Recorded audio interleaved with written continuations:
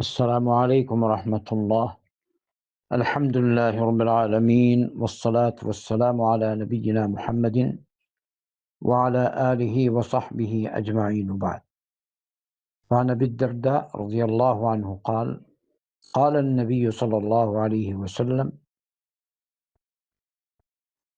ألا أنبئكم بخير أعمالكم وأزكاها عند مليككم وأرفعها في درجاتكم وخير لكم من إنفاق الذهب والبرق وخير لكم من أن تلقوا عدوكم فتضربوا أعناقهم ويضربوا أعناقكم.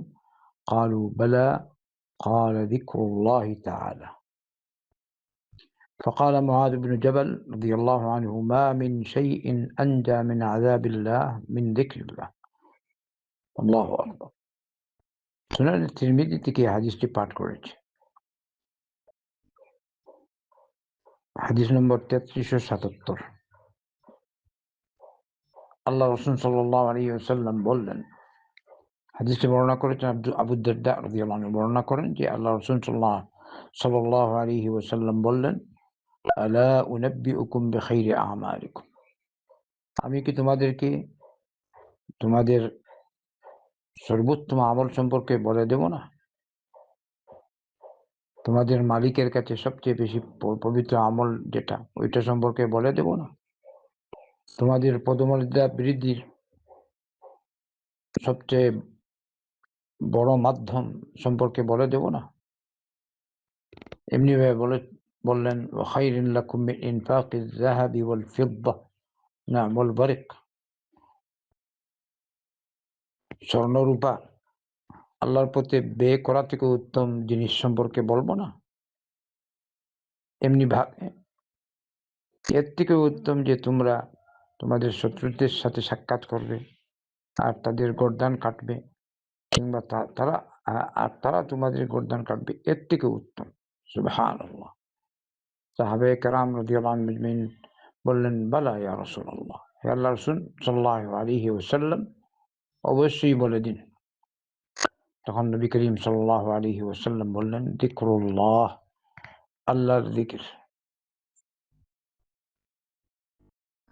আলহামদুলিল্লাহ, আল্লাহর যিকির। তো এই যে আল্লাহর যিকির, এটা ধনী, গরিব, মিসকিন সবাই করতে পারে। আল্লাহ যাদেরকে ধন দিয়েছেন তারা তো সদকা খেরাত করছে, তাদেরকে তৌফিক দিচ্ছেন। অনেক ধনী খরচ করেন আল্লাহর পথে, গরিবের হক আদায় করে না, সম্পদের হক আদায় করে না। আর কিছু আল্লাহর নেক বান্দা আছে যারা হক আদায় করে। অন্যদিকে যারা গরিব, অসহায়, তাদেরকে আল্লাহ বঞ্চিত করেন না তার ফজল থেকে। নবী করিম সাল্লাল্লাহু আলাইহি ওয়াসাল্লাম বললেন, এই হাদিস দ্বারা সর্বোত্তম আমল হচ্ছে আল্লাহর যিকির।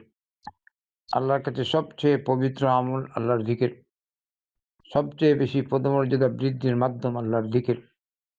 স্বর্ণরূপা আল্লাহর পথে সদকা খারাত থেকেও আল্লাহর যিকির উত্তম। আল্লাহু আকবার। আল্লাহর প্রতি জিহাদ থেকেও আল্লাহর উত্তম হলো আল্লাহর যিকির। ক্বালা যিকরুল্লাহ। এই যে আল্লাহর যিকির, এটা সবাই করতে পারে, ধনী গরিব। কিন্তু বিশেষ করে আল্লাহর যাদেরকে আল্লাহ টাকা পয়সা দেননি, সদকা খায়রাত করার মতো উপায় তারা পায়নি, তাদের জন্য এটা হচ্ছে অন্যতম উপায় আল্লাহ সন্তুষ্ট লাভের। যিকরুল্লাহ, চলতে ফিরতে তাসবিহ করেন। এমনি সকলের জন্য। যে অন্য রিওয়ায়াতে এসছে, আল্লাহ রাসূল সাল্লাল্লাহু আলাইহি ওয়াসাল্লাম বললেন, তোমরা এটা করো, এ আমল করো। ওই যে আমরা ফরজ সালাতের পর সুবহানাল্লাহ ৩৩ বার পড়ি, আলহামদুলিল্লাহ ৩৩ বার পড়ি, আল্লাহু আকবার ৩৩ বার পড়ি।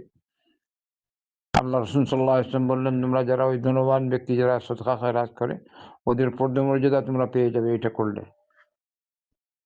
ওইসব গরিবেরা পরবর্তীতে এসে বললেন, ইয়া রাসূলুল্লাহ, আমরা তো এই আমল করি, এখন ধনীরা শুনছে, তারাও করা শুরু করছে। তখন নবী করিম সাল্লাল্লাহু আলাইহি ওয়াসাল্লাম বললেন, যালিকা ফাদলুল্লাহ ইউতিহি মান ইয়াশা। এটা আল্লাহর দান, আল্লাহর ফজল। আল্লাহ যাকে চায় তাকে দান করে। সুবহানাল্লাহ। তো প্রত্যেকেই হিসেবে আল্লাহ জাতির উপর সন্তুষ্ট আর রাজি থাকবেন।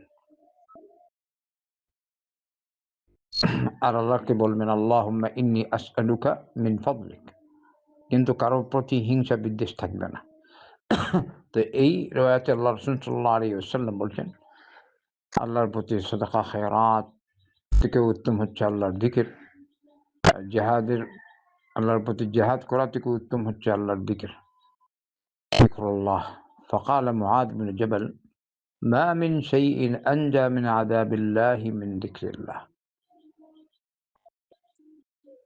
আল্লাহর আযাব থেকে বাঁচার সর্বোত্তম মাধ্যম হচ্ছে আল্লাহর যিকির।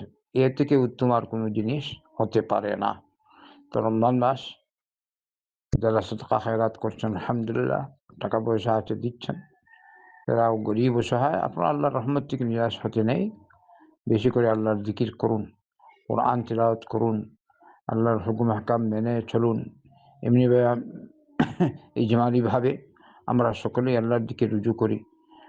ধনী যেন গরিবকে ছোট না ভাবে, আর গরিব যেন ধনীর ভালো অবস্থা থেকে সে আল্লাহর জাতের প্রতি অসন্তুষ্ট না হয়। সবাই যেন আমরা আল্লাহর প্রতি রাজি আর খুশি থাকি। যাকে যেটা দেয়া কল্যাণকর আল্লাহ জানেন, সেটাই আল্লাহ তাকে দেন।